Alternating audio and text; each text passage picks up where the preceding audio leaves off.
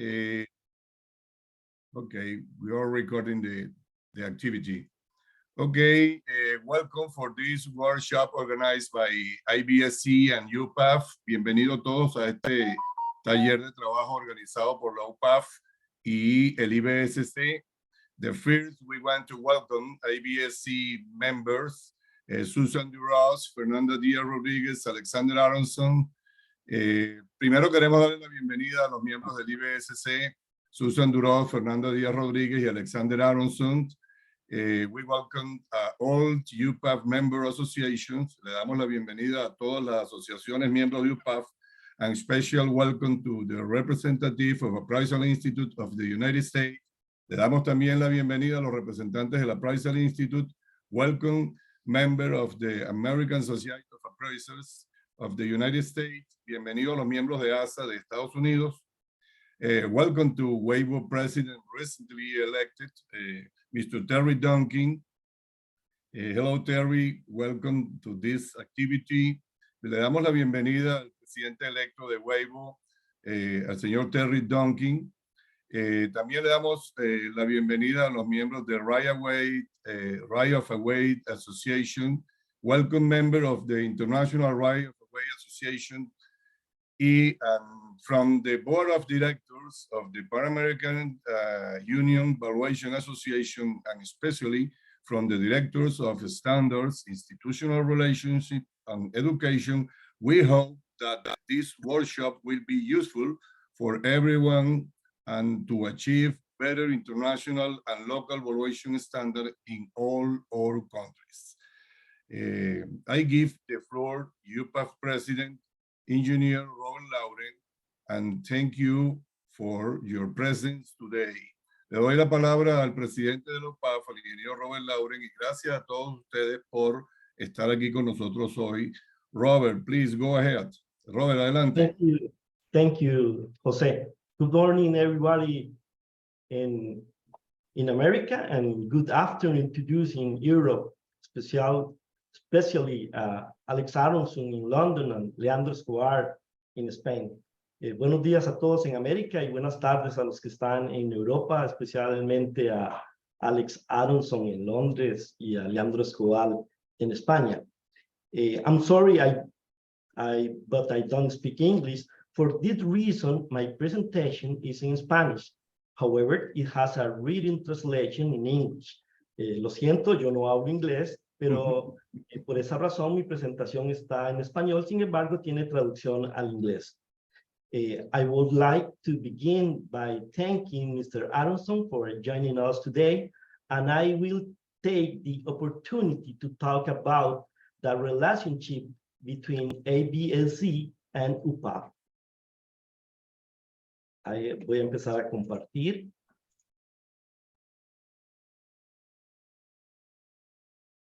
Espero que se pueda ver. Bueno. Yes. Para empezar, la Unión Panamericana de Asociaciones de Evaluación es una organización sin fines de lucro que tiene presencia en América y Europa. Está conformada en este momento por 19 asociaciones, pero estamos creciendo. Y el interés por el tema de normas es desde su fundación. Tanto es así que en la primera convención panamericana se aprobó la propuesta que se realizó en 1949, se aprobó la propuesta de recomendar a todos los países americanos el establecimiento de normas o reglamentos para el avalúo de propiedades, dando a dichas normas el carácter legal obligatorio en toda valoración de inmuebles. Para empezar con la relación entre UPAV e IVSC, en el año 2000, en el Congreso de Isla Margarita, en Venezuela, se recomendó la adopción de las normas IVS por los países afiliados a UPAV. Y en el Congreso del 2002, en Buenos Aires, Argentina, participó Greg McNamara de Australia, que en ese momento era presidente de IVSC. Igualmente, en el Congreso del 2004 en Cartagena, Colombia, participó Elvin Fernández de Filipinas, que era presidente de IVSC, y en el año 2006, en el Congreso de Fortaleza, Brasil, se reconoció el acuerdo que, de acuerdo con las normas internacionales de evaluación IVS, la existencia de valores distintos para un mismo bien, y se adoptó la definición de valor de mercado establecida en IVS, abandonando la teoría univalente. En el año 2007, en Ciudad de Panamá, en el Congreso UPAV, participó Joseph Vela, que era chairman de IVSC. Y en el año 2014, en el Congreso de Santiago de Chile, la Asamblea UPAV acepta la sugerencia de IVSC para que las asociaciones de los países miembros de UPAV adopten los estándares IVS y desarrollen sus normas nacionales basados en ellas. En el Congreso del 2016 en Río de Janeiro se da la Declaración de Río y la Asamblea de UPAV acordó por unanimidad que todas las asociaciones miembros establezcan lineamientos para el desarrollo de normas de valoración locales o adapten las normas existentes a los conceptos establecidos por IVS. En mayo del 2017, UPAV pasa a ser miembro de IVSC, y en los años 2017, en el Congreso de Punta del Este, en Uruguay, en el año 2018, en el Congreso de Tijuana, México, y en el Congreso 2019, en el Congreso de UPAV en Panamá, participó nuestro querido amigo Nick Talbot, que es el CEO de IVSC. En el año 2019 se da un hito importante, pues se firmó un acuerdo de licencia con UPAV que le permite a UPAV traducir y publicar a los idiomas español y portugués las normas internacionales de evaluación, y licencia para la difusión de las normas a través de cursos y jornadas de capacitación de normas internacionales de evaluación. Esa es una copia de parte de ese acuerdo entre UPAV e IVSC. Y en el Congreso del 2022, en San José, Costa Rica, también con la participación de Nick Talbot, se emite la Declaración de San José, donde se recomienda a las asociaciones la creación de comités nacionales de normas para el desarrollo y uso de dichas normas por parte de evaluadores de su asociación o demás valores del país, y mantener la formación en materia evaluatoria de todos los miembros, en especial el curso de normas internacionales de evaluación. Esta es una copia de esta declaración donde Nick Talbot fue testigo de honor, cosa que agradecemos muchísimo a Nick. Finalmente, y como conclusión, el interés en la emisión de normas es mutuo. En UPAV reconocemos la importancia de las normas internacionales de evaluación con el objeto de estandarizar nuestro trabajo, y esperamos contribuir con las normas IVS 2024 por medio de nuestras observaciones en este taller. Muchas gracias. Thank you very much. Thank you, Robert. And now the word is Eduardo Rodman. Go ahead, Eduardo, please. Ahora vamos a darle la palabra a Eduardo Rodman para que haga la presentación de los integrantes del workshop. Go ahead, Eduardo. Okay, thank you. Thank you, Jose. Thank you, Robert. Thank you, everybody that's together with us this morning or this afternoon or this evening.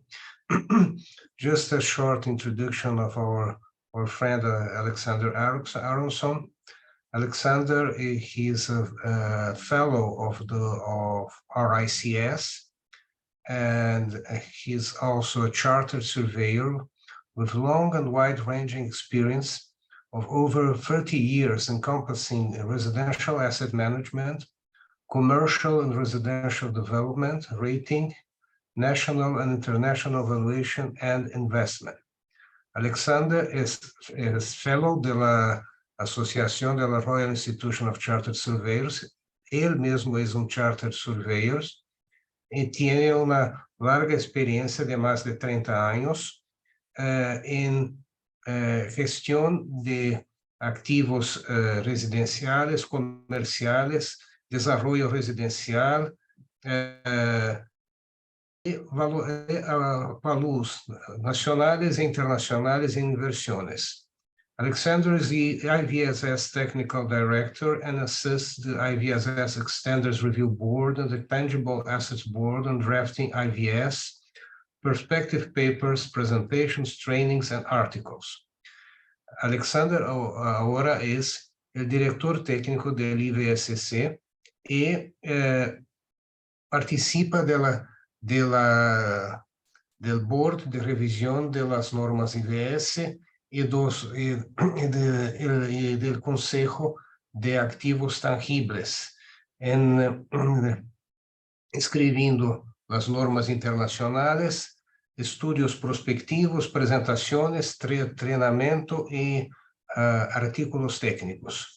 Prior to joining the IVSC, Alexander was the RICS Director of Technical Standards. Antes de participar del IVSC, Alexander fue el director técnico de normas de RICS, the Royal Institution of Chartered Surveyors. Bueno, es un privilegio, es mucho gusto de tenernos aquí con nosotros, no solo Alexander, mas también Susan Duros and Doug Summer, that will share with us information and how the revision or how the update and revision of IVS is going on, so that it creates an opportunity that we can present our suggestions in the oncoming days. Bueno, okay, thank you very much. Alex, I'll pass, I think I can pass the word straight to Alexander. Alexander, the floor is yours. So, Eduardo, we are here with Fernanda Díaz Rodríguez too.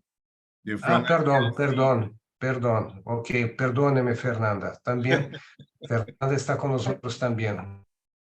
Hola, just before we start, Susie will be starting the presentation, but I feel a bit embarrassed. You've given me a really long introduction and my colleagues are probably more important than me. So just to be clear, Susan Duros, who's very kindly joined us as the chair of the Standards Review Board. This is the overarching board of the IVSC, which is not only responsible for the general standards, but also the integration with our asset board, the business valuation board, the tangible assets board, and the financial instruments board.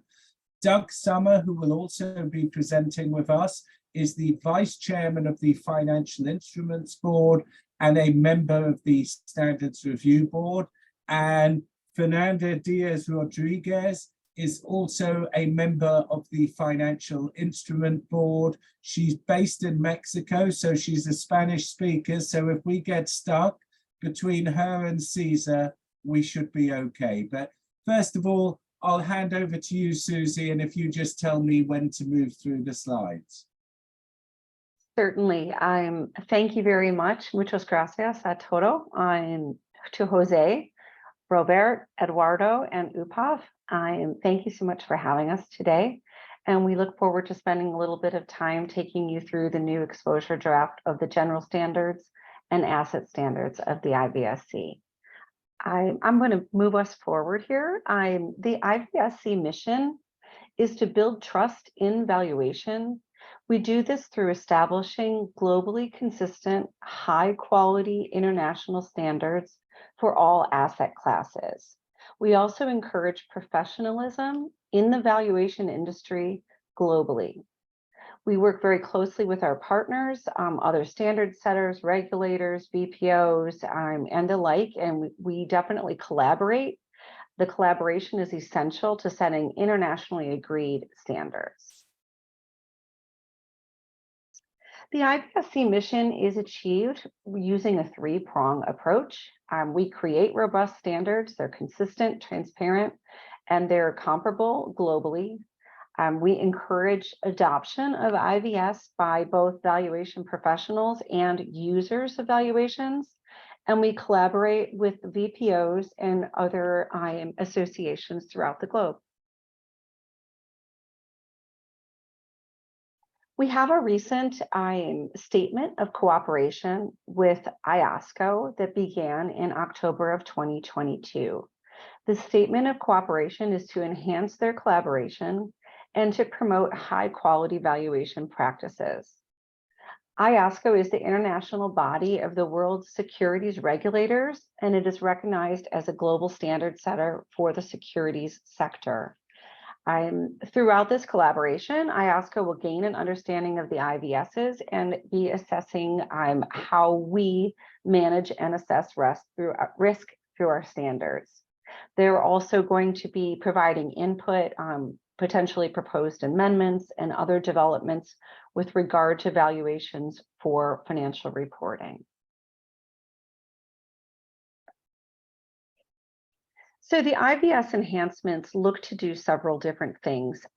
Primarily, we are looking to modernize the standards so that we address current technical expertise within the industry, such as inputs, data, and models, quality controls, documentation, and other current needs.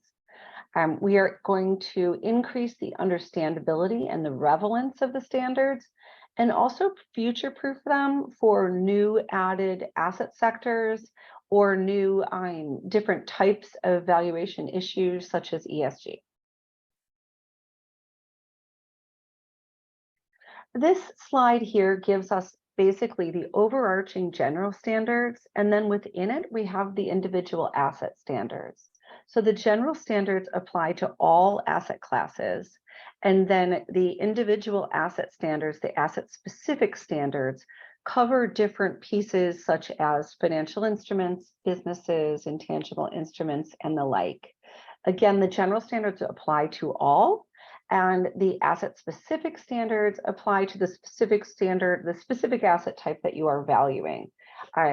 As they work all together, there have been improvements in this exposure draft to all pieces of both the general standards and the asset-specific standards, including major shifts in the financial instrument standards. The compliance hierarchy for IVS consists of following the general standards, as I said, in addition to the asset standards. It's important to also note that any legal, statutory, or other authoritative requirements for your region must also be followed. So it is important that each of those steps are followed, your own legal, local requirements, in addition to the general standards and the asset standards. So in order to be in full compliance, you must be in compliance with all three.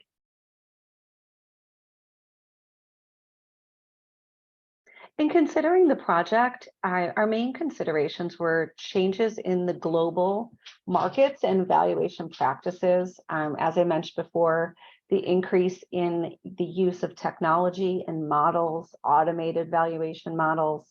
There has been an abundance of new data sources, new providers, a need for transparency, and a need to understand the ultimate source of the data.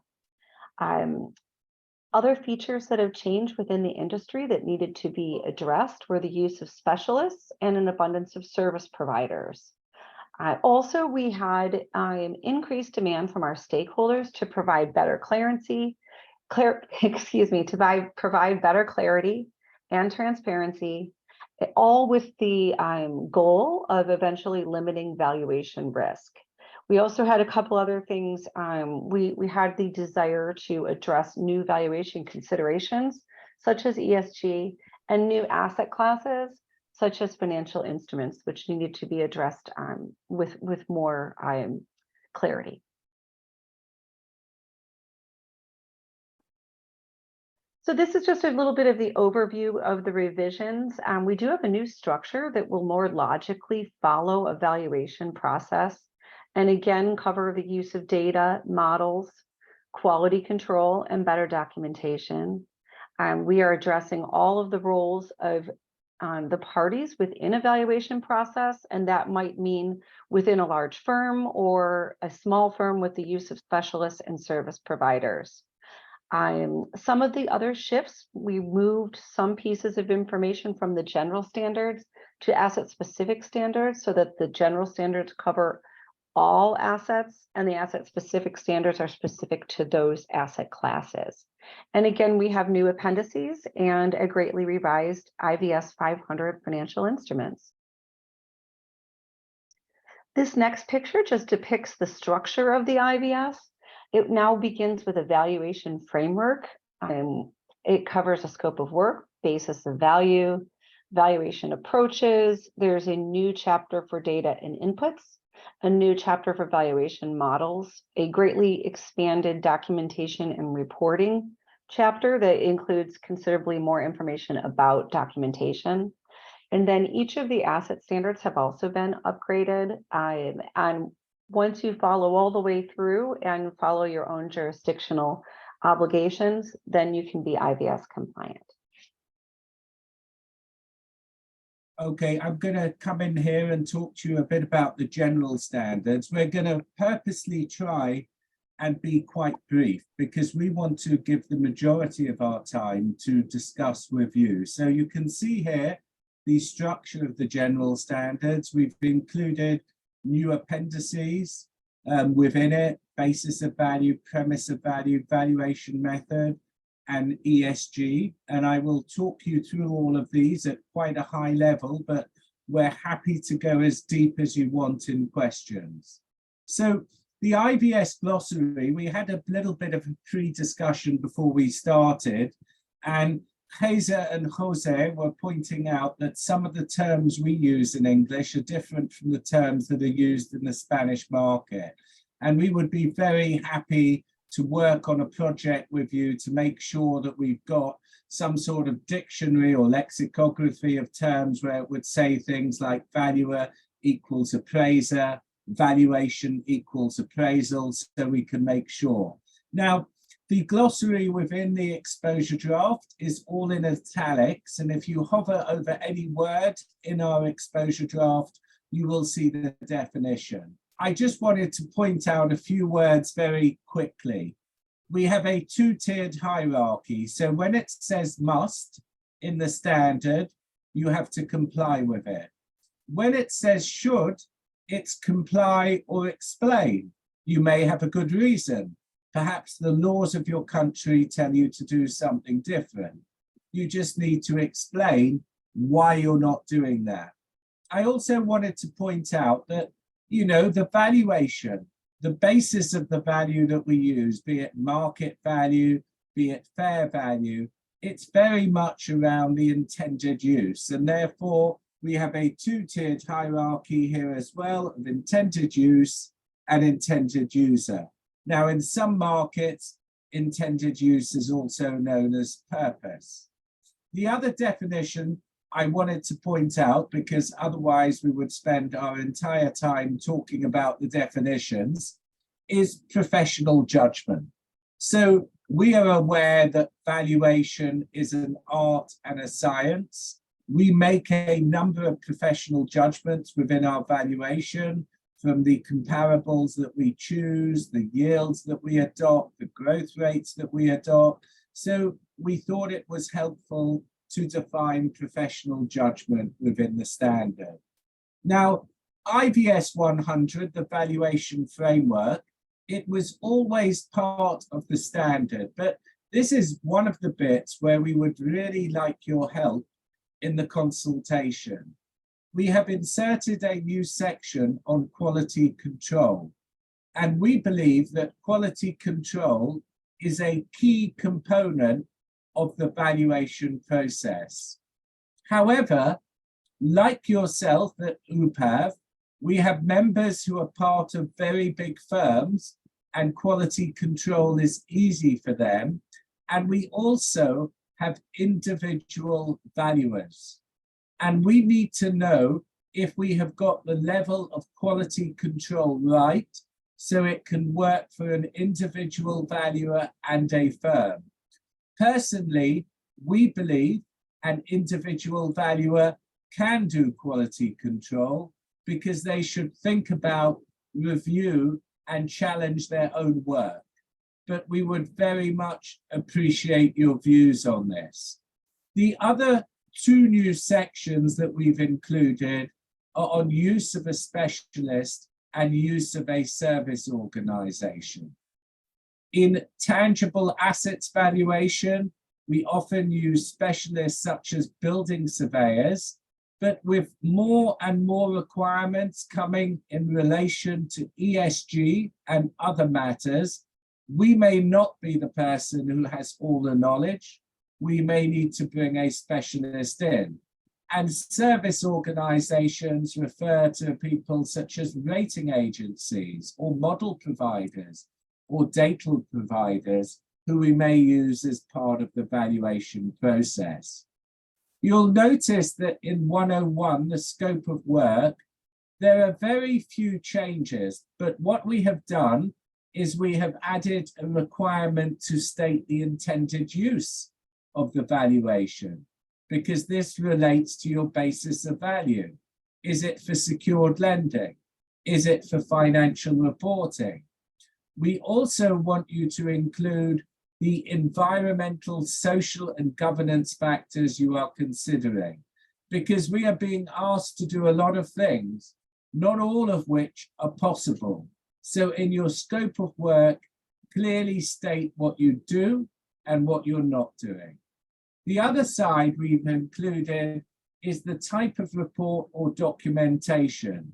If you are working in financial instruments, and Susie, Doug, and Fernanda can tell you better about this later, but if you are doing several thousand valuations a day or a week, you are not going to issue a report for every single valuation, but you will have your documentation and you will be reporting to someone. So we've included that requirement.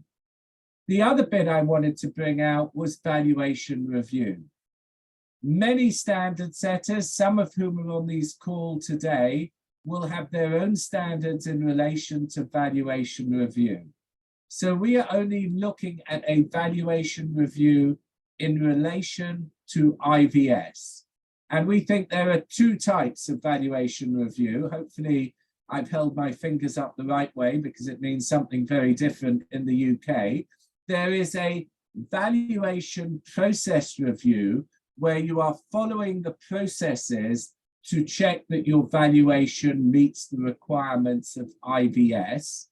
And there is a value conclusion review where you may be reviewing part of a valuation, some of the components, such as the comparables, such as the yields. However, and this is very important, if you are being asked to give a new valuation, a new figure, this is not a review. This is a valuation. You should be paid the full fee and you should do all the work that is required from a valuation. So we wanted to add clarity. IVS 102, and I've seen from your history that you're very familiar with IVS. In fact, your first meeting in 1949 is slightly before I was born. Not that much more, unfortunately, but quite a bit. But this chapter has not changed. All we've really done is move some of the information around because we felt that the contents should apply to everything: business valuation, tangible assets, financial instruments. So we have an appendix that shows the IVS defined basis of value, market rent. We've given two examples of fair value because not everything is IFRS 13. So you should ask what fair value you want me to do. There is fair value for legal and statutory purposes in different jurisdictions. And we have our premises of value: highest and best use, current use, orderly liquidation, and for sale. Valuation approaches has not changed either. The reason why we created an appendices is in many markets, and I'm sure this is as true of South America as it is in UK or the USA, some people get confused between the difference between a valuation approach and a valuation method. There are three valuation approaches: market, income, and cost approach. There are many valuation methods. The comparable transaction method is one method under the market approach. Discounted cash flows are one method under the income approach. So we wanted to clarify that confusion. Now, we've got two new chapters that we're very excited about. As in all markets, we are aware of challenges in relation to data. Not all data is good, and we have the saying, rubbish in, rubbish out. So at the end of the day, you can only use the data that is available in your market, but you should try and ensure that the data maximizes as many of these characteristics as possible: accurate, appropriate, complete, observable, timely, and transparent. And within this chapter, we also talk about data and input selection and input documentation. Let us know if it works. We are even aware in some markets where the information in the government registry may not be correct because it is related to taxation. So sometimes one lot of information is put in the government registry, but a separate deal is done behind. Now, we've added a new section on ESG. And I pulled out a few bits of it, but please read through and let us know how it works. The first thing is ESG is a mix of qualitative and quantitative factors. So not everything can be quantified. So we are very clear in this chapter that we talk about consideration of ESG. Also, I highlighted what I think are the most important parts. Susie, Fernanda, and Doug may disagree and may tell you some more later, but the first one is the valuer must be aware of relevant legislation and frameworks in relation to environmental, social, and governance factors within their valuation. The world is a big place. We have different requirements coming from the International Sustainability Standards Board, S1 and S2, for financial reporting. We have requirements in Europe coming from the EU taxonomy, and each market has different requirements. The valuer needs to be aware of what are those requirements in Brazil, for instance, Argentina, or Venezuela, in order to incorporate them in the process. The second point I wanted to highlight is all known or readily available ESG information which would affect how a market participant would assess the value of the asset. So we're only looking at what a market participant would do when they assess the value of an asset, and what they should pay for an asset should be included in each valuation. So if you're not sure what to include, think about the market participant. If they would assess it in their valuation, then you should. And the other bit I wanted to point out is ESG and the ESG regulatory environment should be considered in valuations to the extent that they are measurable. Not everything is measurable and would be considered reasonable by a peer applying professional judgment. Now, obviously, ESG is a movable feast. Have we gone far enough? Have we gone too far? Let us know. We need your feedback from your market. The other chapter which interconnects with data is models.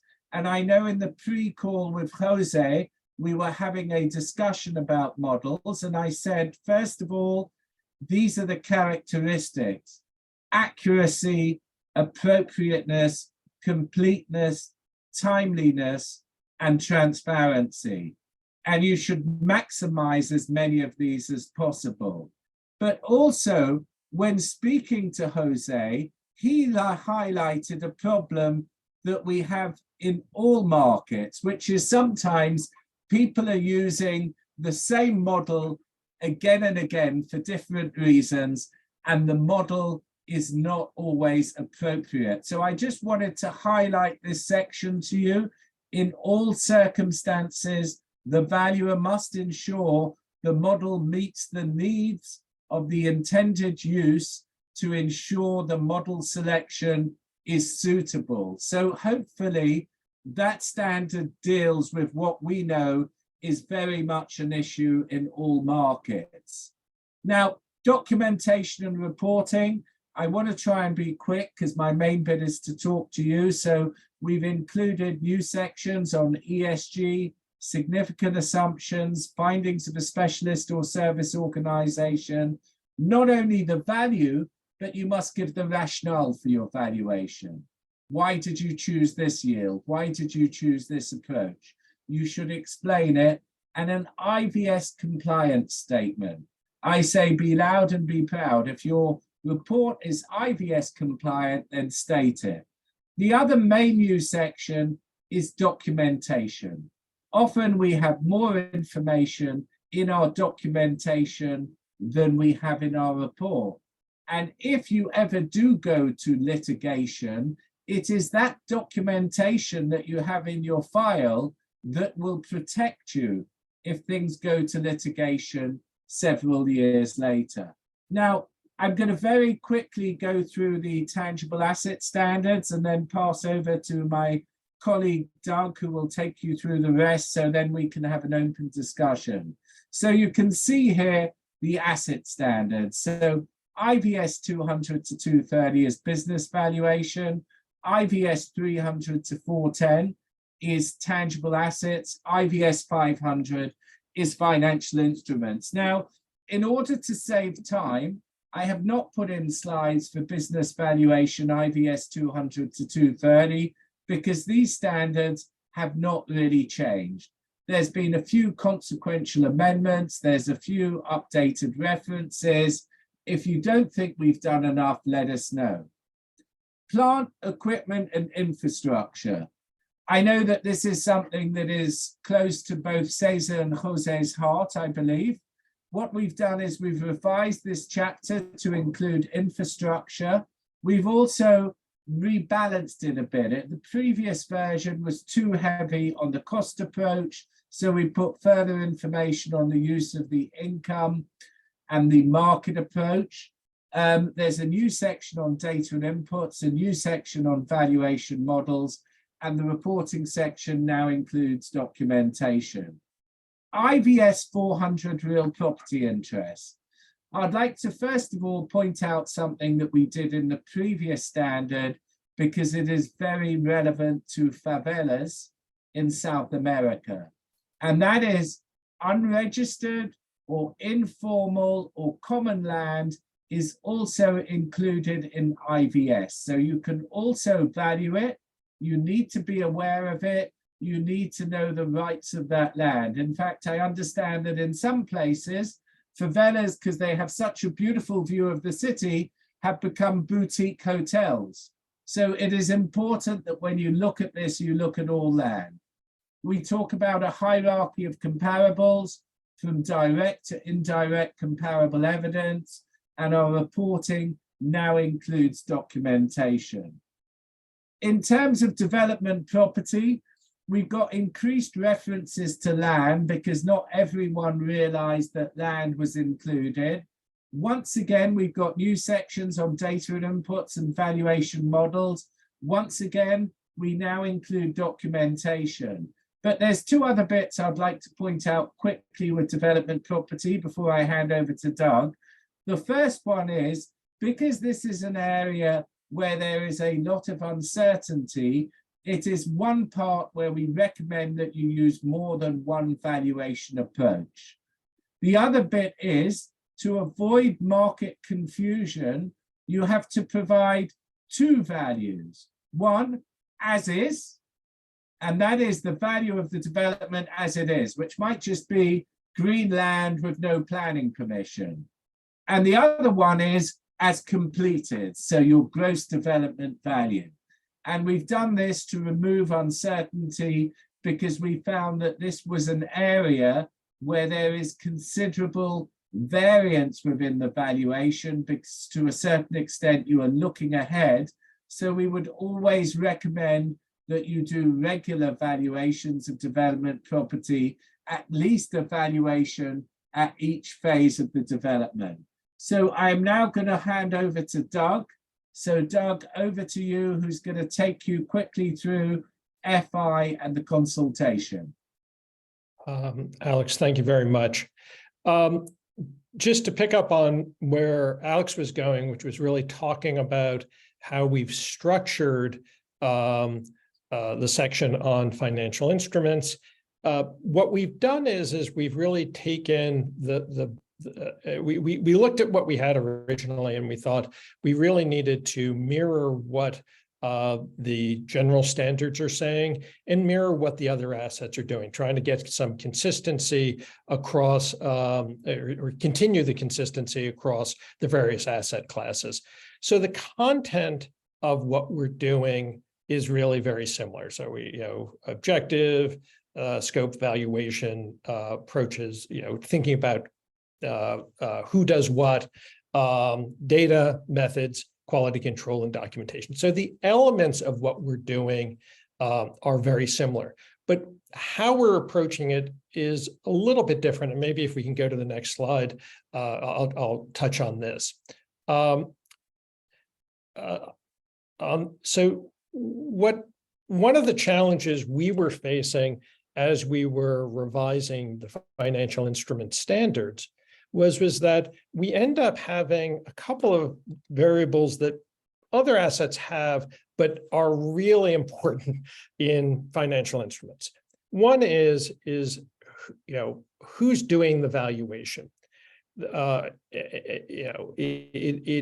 is very different types of organizations, varying degrees of sophistication.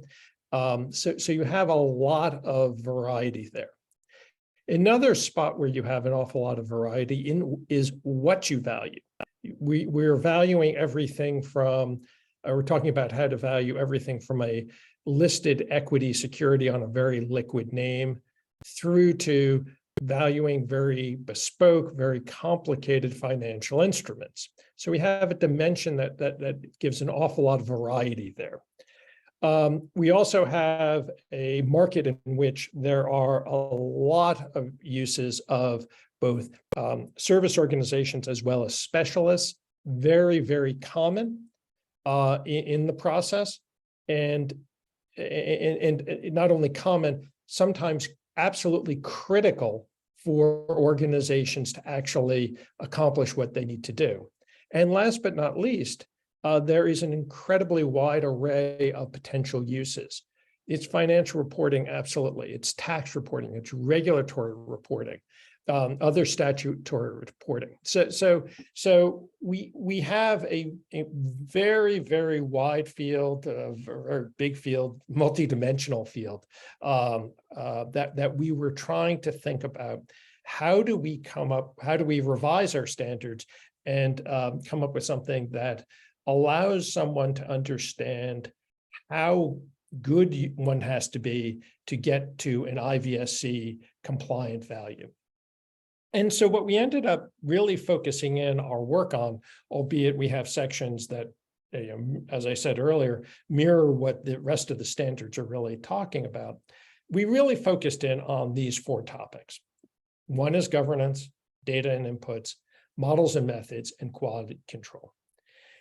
Governance we think is very important. We think that there is, one needs to, as a valuer, think through not only what do you do, but as I've mentioned, the use of these service organizations, specialists.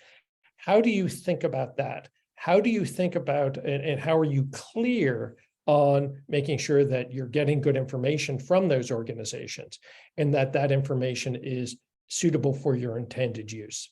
The other thing is again, this broad array of what we are trying to measure whether it is, the complexity of the financial instrument itself, or even its intended use, is having an awful lot of clarity on this so that not only the valuer understands it, but the user and the client and the user understand it.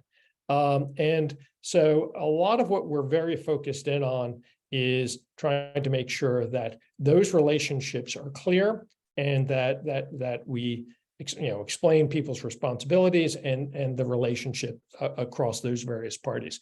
So that's what we've done in governance. Data and input, Alex has already touched on this. Financial instruments are no different than any other asset that we deal with. There's good data, there's bad data, or there's less good data, maybe is a better way to say it. And therefore, we spent a lot of time trying to think about how do you deal with the breadth of that, those quality, those aspects of data, and really think about how do you get the most appropriate data for an intended use. Models and methods, Alex touched on this one too, and this is very common in the world of financial instruments. There are a lot of models that are used. Almost always a model is incomplete in some regard. And what we're saying is you need to really understand what those models are doing, make sure that it is understood by the valuer, and any limitations in what exists is known both by the valuer, but also to the client and the user if those limitations are significant. And last but not least is really thinking about quality control. And both Susie and Alex have touched on this, is that what we're trying to do is address valuation risk as you're going through this process. And so far I've used lots of examples where there are lots of trade-offs across each one of these core focus areas. And really what we're trying to do is say, what is your process to understand those risks? What is your process to assess those risks and try to minimize that valuation risk so that it gets you to, as a valuer, to an acceptable level, and that it is clear to your client and your user that you've gone through that process to really address how you are managing the valuation risk associated with a given financial instrument. So that's an overview of the revisions in IVS 500. Alex, do you want to do this section? Yeah, I'll pick this up. So the first thing I hear you all ask, because you're now all very excited, is how do I participate in the consultation? So we've tried to make it as easy as possible for you. You can send me an email, you can go online on the IVSC website, or you can link a PDF. So if UPAV wanted to do a board response that needed to go through a number of people, you can prepare a document and you can attach that document to the IVSC website. Now, the consultation closes on the 28th of July. Subject to the responses we receive, we're looking to publish the next edition in January 2024. You'll notice the effective date is 6 months later. Well, that's partly to give organizations such as yourselves time to translate it into Spanish or Portuguese. It is also gives firms time to incorporate it within their guidelines. We will be publishing a basis and conclusion with it. So when you give us a response, it doesn't go into a void. Not only will we give a summary of the responses we've received, not only will we post the responses on the website, unless someone asks us not to, but we will also give the board rationale for any changes that will be made or not be made. We will also be issuing a red line version, though it may come out slightly later because they're not the most pleasant things to do, to be honest with you. But the red line version will show you where things have moved within the standard. So what we really wanted to do is I'm going to stop presenting now, because what we'd really like to do is to take advantage of this opportunity you have all of us here. We can answer any questions you have in relation to the standard, any things that you think should be added, any market challenges that you have. We're very much here to help. So thank you for your time. Standard setting is a collaborative process, and we see this as an extremely important part of the process. So I don't know, Eduardo, do we hand back to you first of all, and then maybe to Cesar, and see what comments people have? I think it's open to comments and questions. Please, I'm Jose. Yes, thank you for all exhibitors. Go to the session for answering questions. Eduardo and Cesar, go ahead. Cesar, adelante, Cesar. Cesar, you're okay. Great. Well, we've been reviewing these standards, and we have some questions that, but the way that we talked a while ago, Alexander, I think that the best way to do it is to send it to you with an explanation and also with the definitions of the different names or words that we are using in the different countries, because even in Latin America that we supposed to speak the same Spanish, we have different words that means different things. So we are working on that. But we have a question here from Francisco Cavalli. Francesco. Adelante, Francesco. Hello? Yes. Opa, Micrófono. micrófono, Francesco. Sí, ya. ¿Ya me oyen? Sí, Sí. ¿Me oyen? Bueno, sí. buenas tardes para todos. Francesco Cavalli, presidente de la Sociedad Colombiana de Evaluadores Colombia. Tengo una pregunta con respecto a las normas sobre garantías mobiliarias para que... O sea, quiere saber si existen, si se están desarrollando. Concepto sobre ese tema. Ok. ¿Aló? Se te está cortando, pero a Sí. ver, Te escuchamos, César. ¿Qué quiere saber sobre las normas de garantías inmobiliarias, si existen, si se están desarrollando? Mobiliarias. No Mobiliaria, no inmobiliaria, Mobiliaria. mobiliaria. Muy bien, Poneme. sí. Okay, Francesco Cavalli from Colombia, from the appraisers organizations in Colombia. He wants to know if the IVSC is working on the standards for mobiliary Collateral. guarantees. Sí. I'm going to hand that over to our FI people. I just want to comment on Caesar's comment with South America. Someone once commented, I think it was Oscar Wilde, that England and America were two countries separated by a common language. So I think we face many of the same challenges that you do. But I don't know, Doug, is that you, Fernando, or Susie who wants to pick up guarantees? Well, I think Fernanda. Francesco is talking about tangible asset, a fixed asset in no, he's not No. talking about the collateral for those Yes, It's tangible that's assets. collateral. Indeed, it's collateral, which is personal property, not real property. So anything from personal property to intangibles or financial instruments or whatever. So anything which is not real property. That's it. Okay, I can do the personal property end and then quickly shift it to Doug, Susie, and Fernanda when we get to the financial instrument. So personal property in terms of art and antiques, we've published a perspective paper on it, The Art of Valuing Personal Property. Happy to share that with you. When we're looking at these things, what we're really trying to do is say, is there anything different about the way this is valued to something else? Because otherwise we would get a book of several thousand pages. And it wasn't felt that there was that much different. There is a little bit in relation to provenance with art. So for example, a genuine Ming vase is worth a lot of money. A Ming vase brought from Mrs. Ming, who lives around the corner from me, is not worth much money at all. So provenance is very important.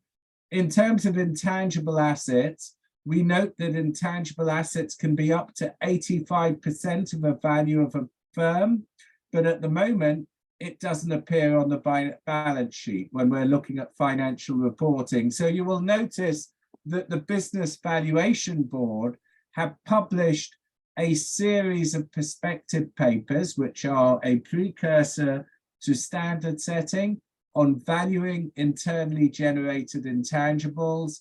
I believe they've done one on brand, one on workforce, one on data and technology, and we will happily share these to you. But in terms of financial instruments and other types of loans and collateral and guarantees, it's over to Doug, Fernando, and Susie. So over to you. Let me at least start, because I think you said something, Alex, that we touched on, but we probably need to be a little bit clearer on, is that the idea of the general standards are that anything or everything has to go through the general standards. But what that also means is there are certain levels of things that if we don't have a specific bit of guidance on, we still think we've outlined a way for someone to assess whether they've done a IVSC compliant valuation across anything. And so our going in design was to say the general standards should address everything. And then the way I think about the asset standards is the asset standards are those unique things that are common amongst, whether it's intangible assets or business valuation or financial instruments. And what are those specific things that are very specific or unique to that? So when I think about a guarantee, which is contingent frequently on some sense of either business value or tangible asset value or another financial instrument value, all of that, I think, goes through that same set of filters, which is let's look at what the general standards say you should do. And then you need to drill down and say, well, what are those components that I need to think about? And how would a market participant think about those as you're doing that? And then say, okay, well, I'm now going to go to the specific asset standards that will then tell me some incremental things I may need to do in addition to the general standards. So again, long-winded way to highlight that, our standards cover everything. But then when we think that there is something unique that is driven by stakeholder interest and complexity and lots of other drivers, regulatory interest, we will then give additional guidance on that. Okay, thank you. Please, Eduardo, Leandro, can you make a translation for Francesco? Resume, please. Básicamente, Francesco, lo que ha venido a decir Doug es que los estándares generales sirven para cualquier tipo de finalidad. Okay. Correcto. Gracias. Lo que sucede es que en Colombia tenemos una ley sobre garantías inmobiliarias, pero hay que buscar una norma para poder establecer, porque estamos trabajando en la ley inmobiliaria están los intangibles. Entonces, ese tema para nosotros de mucha relevancia por la parte del desarrollo en sí, de la parte social que tiene que ver con el trabajo informal, artesanos, modistas, sí, artistas, en fin. Esa era una de las razones por la cual tenía esa inquietud. Yo te diría que nos pasa en todos los países. Está regulada la normativa hipotecaria inmobiliaria, pero no la normativa hipotecaria mobiliaria. Si te sirve pero en Colombia sí. En España aplicamos directamente las IVS. No, pero en Colombia sí tenemos la ley 1676 que sí tiene establecida la ley de garantías mobiliarias. Ahora lo que hay que hacer es, está todo el proyecto no, es una ley, pero ya le falta la norma para poder aplicar, basarse en algo que esté establecido para efectos de Sí, función. Francesco, lo que nos están diciendo es que usas todas las normas generales y le aplicas la ley nacional tuya. ¿Me explico? Así es. Ok. O sea, Listo. y eso lo dice la norma. La norma dice Sí. que si hay una ley superior en tu país, en tu estado, en tu municipio, esa es la que aplicas y estás Correcto. completamente de acuerdo con las normas internacionales. Okay, Correcto. Alexander, Gracias. as you are saying, in Colombia, there are a specific law about the mobiliary guarantee. I am saying, Francesco, they need to apply the local law and supplementary the standards, the IVS standards. That is exact, Jose. So Okay. basically, you can't comply with IVS if you do not comply with the laws of the country in which you are valuing. So That's to a correct. certain extent, it takes precedent. So, you know, if your country is saying you must do something, you must do it. You may want to state in your report, this is the law that I am following, and this is what it tells me that I must do. But at the end of the day, the laws have to come first. Good. Francesco, que tienes que hacer lo que te dijimos. Correcto. No, no, está bien, está Y bien. no nos Era mandas un importante WhatsApp. aclarar. Era Okay. importante aclarar Okay. porque como existen normas internacionales, por ejemplo, las garantías inmobiliarias, entonces, por supuesto que tenemos que mirar en la reglamentación. Yo con mucho gusto, cuando ya tengamos adelantado Listo. todo el tema de normatividad, se las hago suministrar a todos ustedes. Vale, gracias. Gracias. Ahora Now, Teodosio Muchas gracias. Teodosio Cayo from Chile. Gallo. Go ahead, Teodosio. Good afternoon, everybody. Well, in another line, on behalf of the Chilean Association of Appraisers, as such, we are grateful and appreciate this opportunity to participate in this instant and be part of the review of the next standard. A special thanks to our friends of UPAV, Alexander, the director of technical standard of IVSC, for holding this meeting.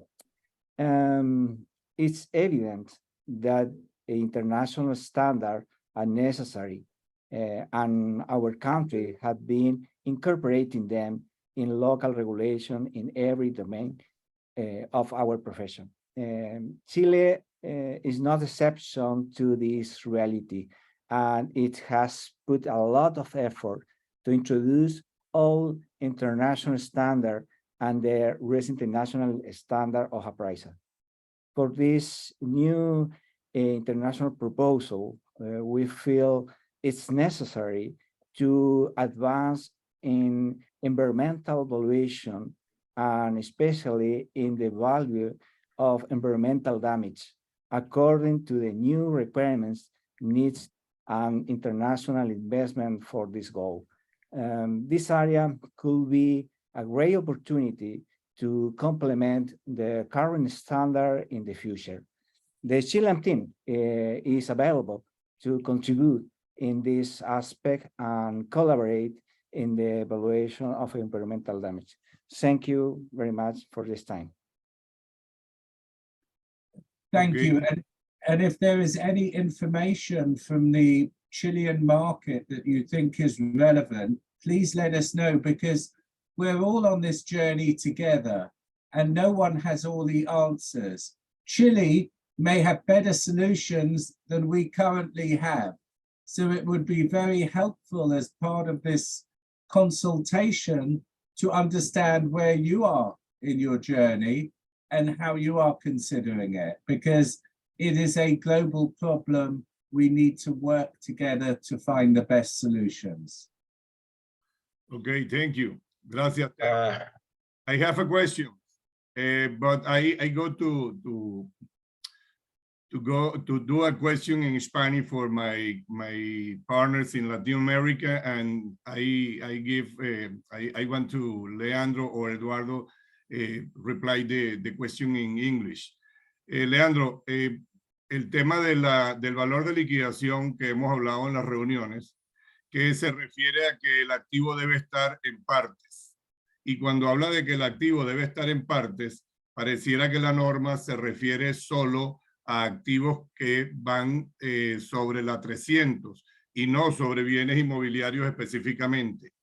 Vamos a preguntar si eso se está cambiando o nosotros tenemos una propuesta. Nosotros desde Venezuela y desde la UPAV tenemos una propuesta. Entonces, ¿qué ha hecho el IVS con eso? I think Leandro can translate it more directly. I think so. I think so. Leandro, please. Yes, of course. Jose's question deals with liquidation value. Okay. We have an ongoing concern regarding liquidation value is when we translate that into Spanish, what we find is that the definition of liquidation value is not clear enough as whether real property is included or not, or whether the relevant asset has to be split into parts or not. So Jose is asking, and this is a question we all have as a group, whether the IVSC has been dealing with this specific issue in the last couple of months. Thank you.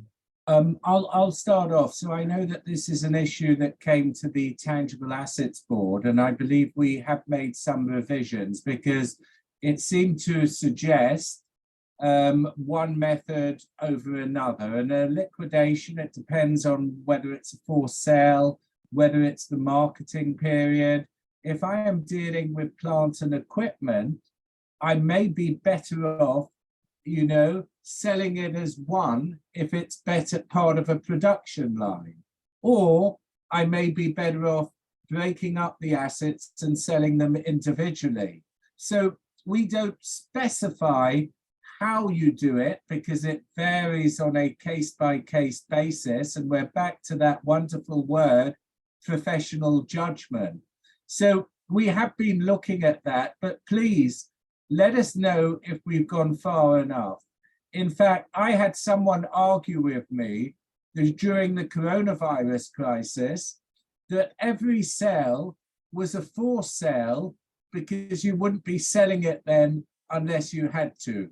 Now, that's not the way we see it, to be honest, but we do think it is an area where we may need to do more work. And these are just the sort of issues that we are looking for. We need to understand where it works and where it doesn't work. And we're also aware that there's specific requirements in financial reporting that may be slightly different from IVS as well. But I'll just see if any of my colleagues want to add any more on that at the moment.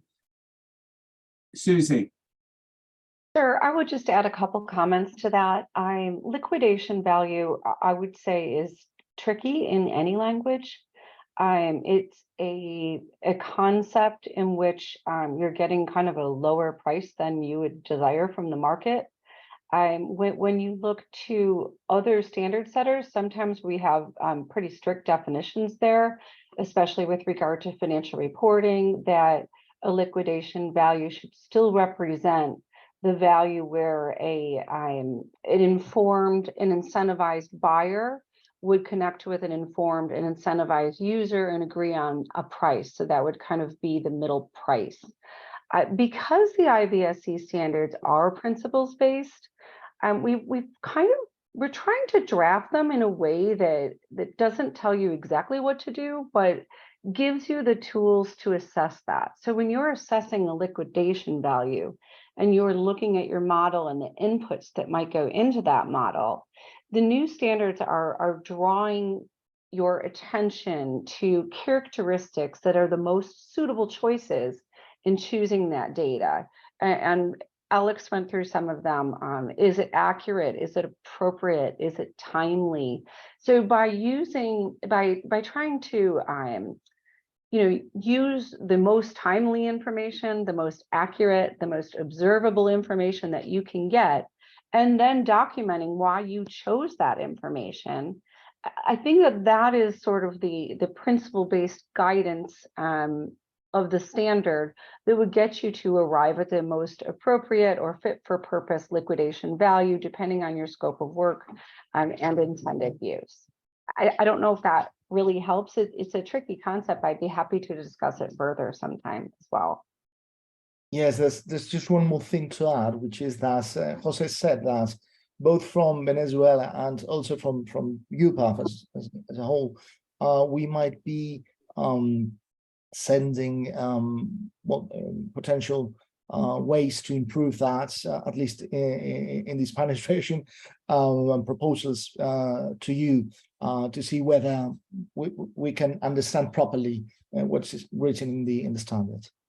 Yeah. That would be wonderful. We would appreciate that. We need to extend the concept, the original concept about the liquidation value.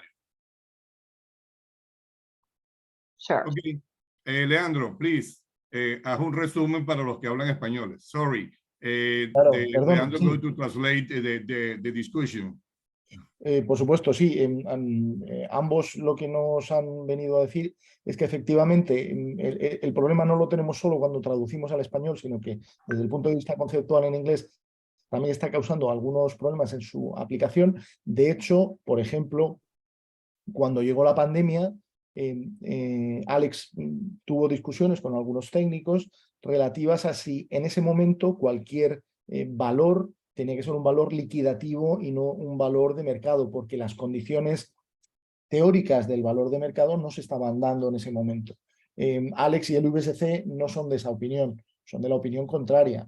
El valor de mercado es el valor de mercado en cada momento y el valor liquidativo es aquel que tiene una serie de condiciones restrictivas que pueden ser especialmente respecto del tiempo o respecto de otras cuestiones que hacen que no se dé la libertad grande que existe en la definición de valor de mercado, ¿no? Y Susan, pues también desde el punto de vista de los instrumentos financieros ha venido a reforzar exactamente la misma idea.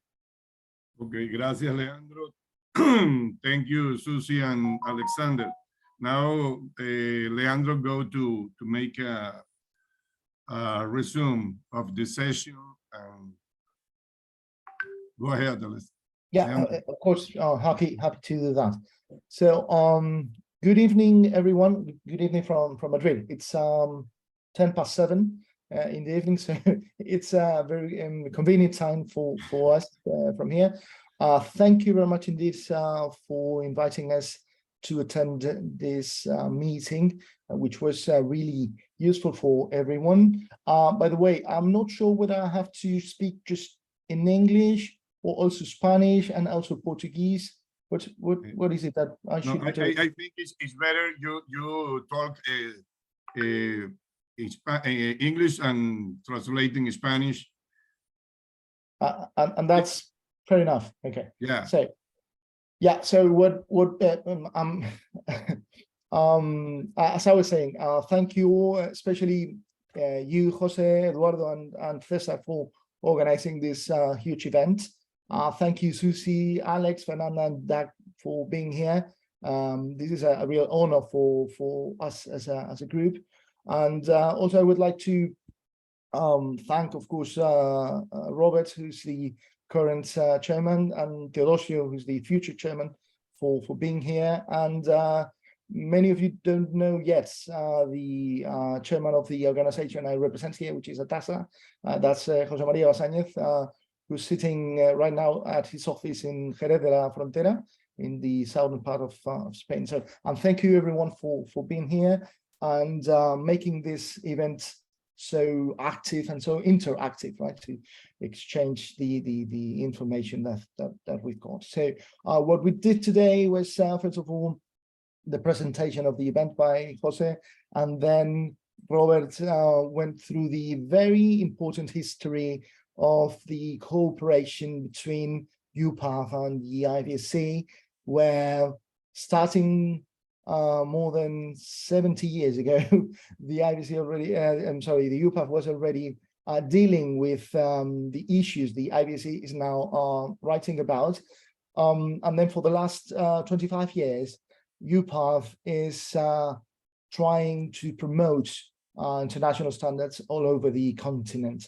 I have to say the Ibero-American continent. As you know, from starting last year, ATAS is already a full member of UPAV, which is also a huge success for us. As you see through the many different instances that Robert pointed out, we have been trying to get all Ibero-American values to know the IVSC, the IVSC as such, the IVSs as the standards to apply, and of course the different concepts which are within those standards. So thank you very much, Robert, for making that clear, and all the conclusions of the relevant congresses. We are so lucky that Nick Talbot comes every year to see us in the annual conference, which, by the way, will be happening, as you know, in October this year in Paraguay. So that's the reason why Daniel, our friend, is also here. You can see his background where you find the dates for the conference, and Nick already confirmed that he's going to be there, and Alex I think is also going to be there, if not in person, probably through video conferencing. So the next thing we did today was that Alex presented both the IVSC as such, the IVSs, and of course the main project of IVS 2024, which, as you know, might be responded by institutions such as UPAV and all of the members of UPAV by the 28th of July. So that means in 2.5 weeks. So, of course, Alex and the rest of the group, you might expect a long response from us as a group, as UPAV, and most probably more than one response from the different members that form the Union of Pan-American Values. So the three main issues that we have been dealing with are just a small sample of the numerous questions you might find in our response, right? So Alex also went through the general standards, where there are major changes from the previous version of IVS, especially thinking of the process with evaluation, starting from the framework itself, which is a new standard. And I can already say, from as representing UPAV, that we find that a very clever solution to including the framework. And then, of course, the new two standards dealing with both data and inputs and also models. This is the right time to do that, right?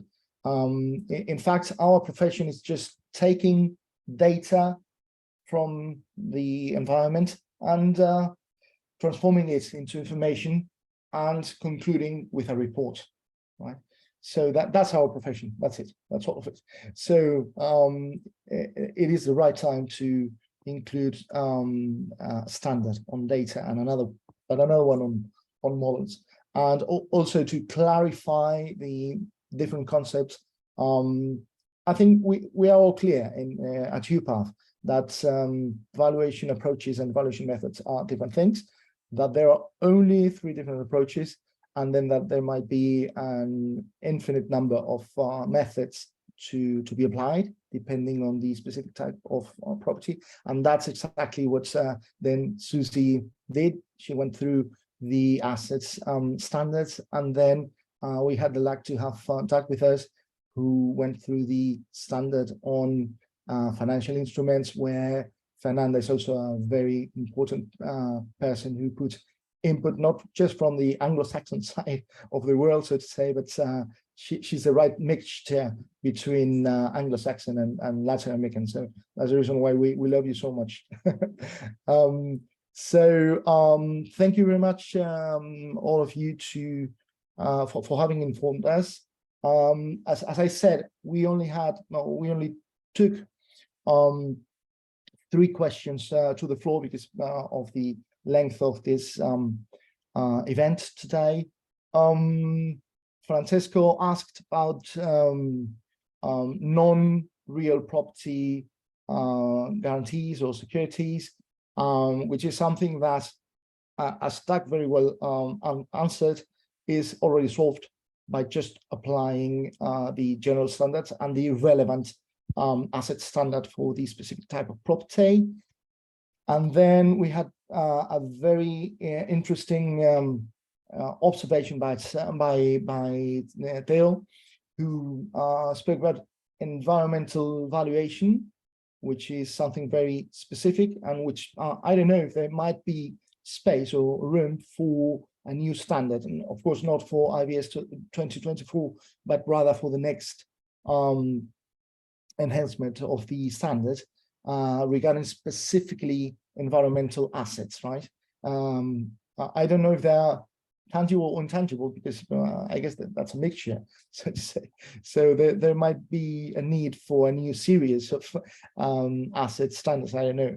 I'm just thinking out loud. And then, of course, a very important issue also, which is damages. Theo spoke specifically about environmental damages, but this is my own contribution today.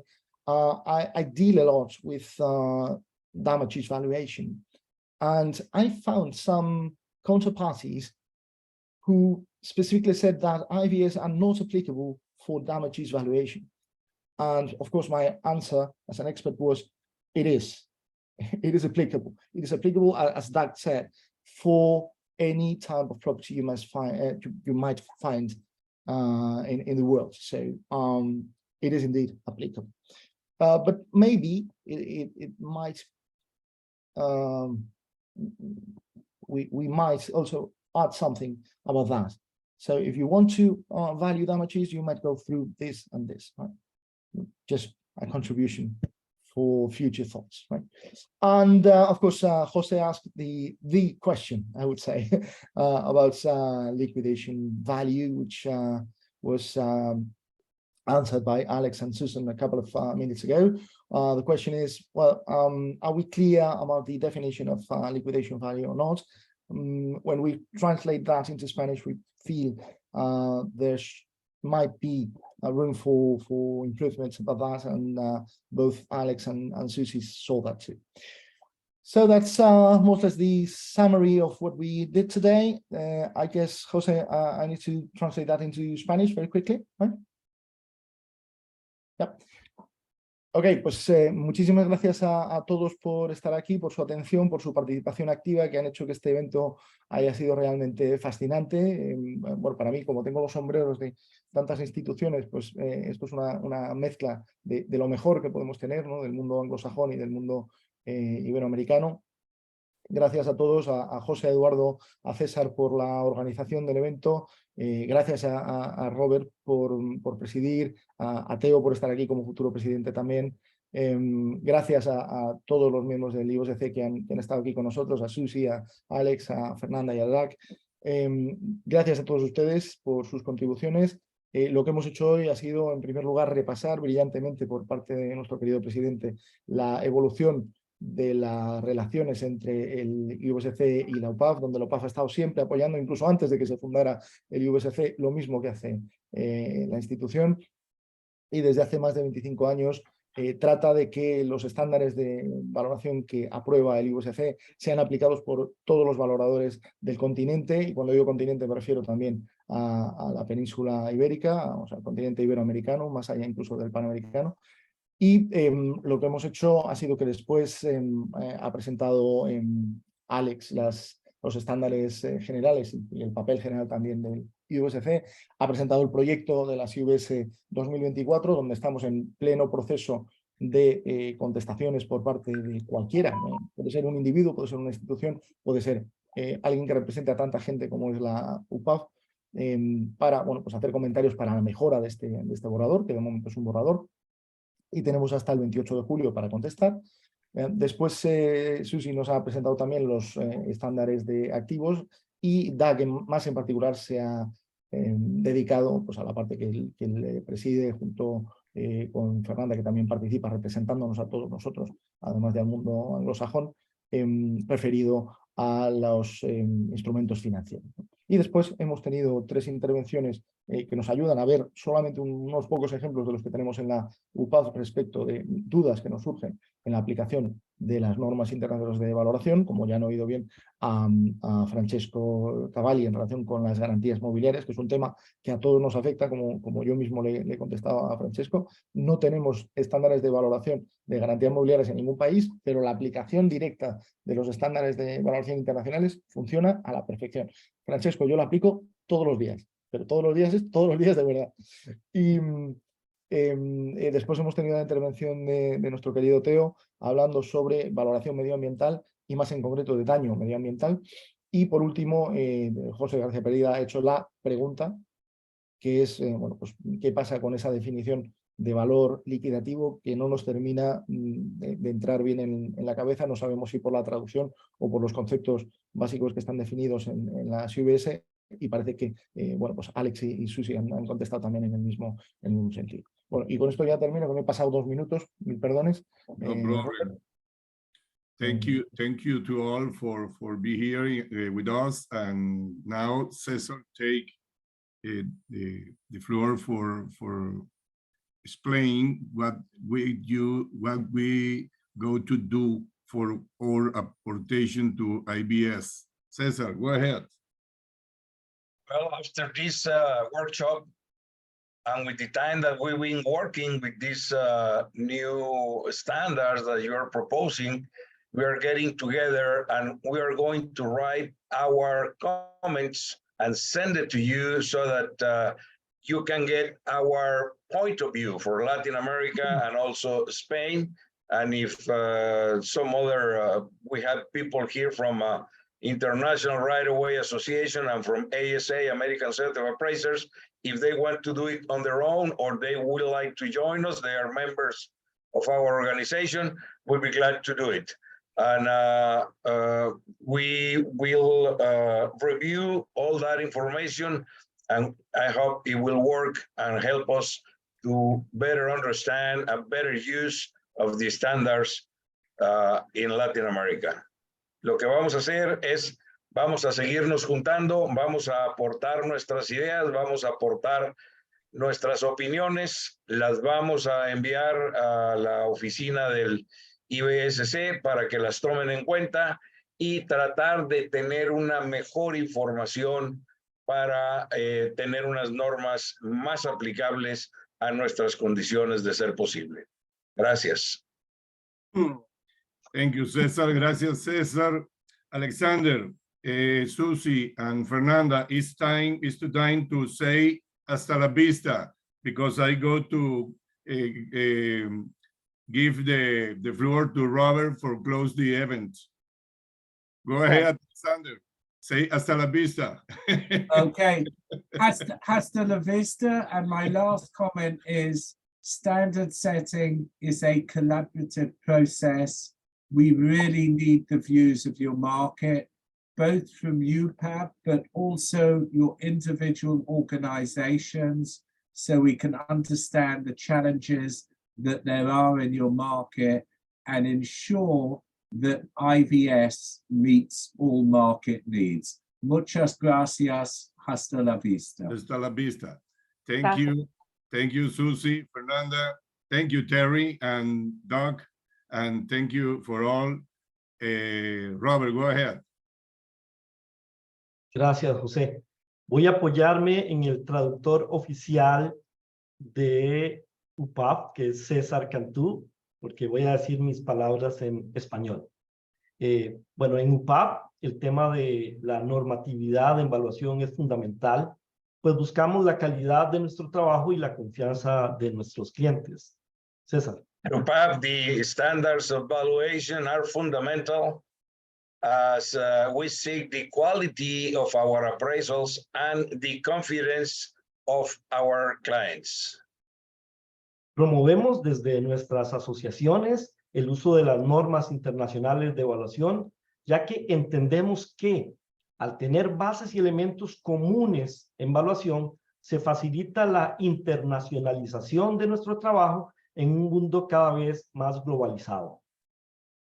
Through our affiliate associations, we promote the use of international standards, and we understand that by having common bases and elements of valuation, the internationalization of our work facilitates an increasingly globalized world. La evaluación está presente en muchas actividades, por ejemplo, en el establecimiento de valores para el intercambio comercial, para procedimientos judiciales, para aseguramiento, para fines impositivos, entre otros. Y tantas actividades en un mundo tan dinámico como el que actualmente vivimos requiere de adaptación y de revisión. Valuation is present in many activities, as for example, in the establishment of value for commercial exchange, for judicial process, for insurance, for tax purposes, among others. And so many other activities in the world as dynamic as the one we currently live in. We require a better revision and adaptation of our work. Es por eso que entendemos el trabajo que IVSC realiza para tener unas normas vigentes y actualizadas en beneficio de las instituciones financieras y así como para los evaluadores de todo el mundo. That is why we understand the work of IVSC is doing to produce and publish update standards for the benefits of financial institutions and valuers around the world. Debemos trabajar en equipo y es por eso que Phil Jackson, el entrenador más ganador de la historia de la NBA, dijo: la fuerza del equipo es cada individuo y la fuerza de cada miembro es el equipo. We must work as a team, and that's why Phil Jackson, the winningest coach of NBA history, said the strength of the team is each individual member. The strength of each individual member is the team. Gracias, Alex. Gracias, Douglas. Gracias, Susan. Gracias, Fernanda, por su tiempo, y deseamos transmitir desde UPAV un compromiso de apoyo al trabajo que IVSC realiza. Alex, Douglas, Susan, and Fernanda, thank you very much for your support, and we wish to convey from UPAV and commitments to support the work that IBS is doing. Thank you. Para finalizar, quiero invitarlos al Congreso de UPAV en Paraguay el 18 al 20 de octubre. Gracias a todos por acompañarnos en esta actividad. Buenas tardes. Thank you very much. To finish my presentation, I would like to invite you all to the event that we will have in Paraguay from the 18th to the 20th of October. It will be a great event, and I hope you have time to join us in Paraguay with our annual Congress. Thank you very much and have a good week.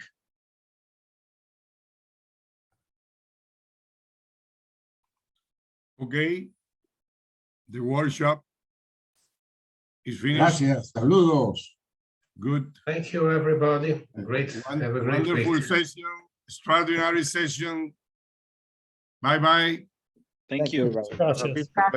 Hasta Bye luego. bye. Bye bye. Hasta luego. Gracias.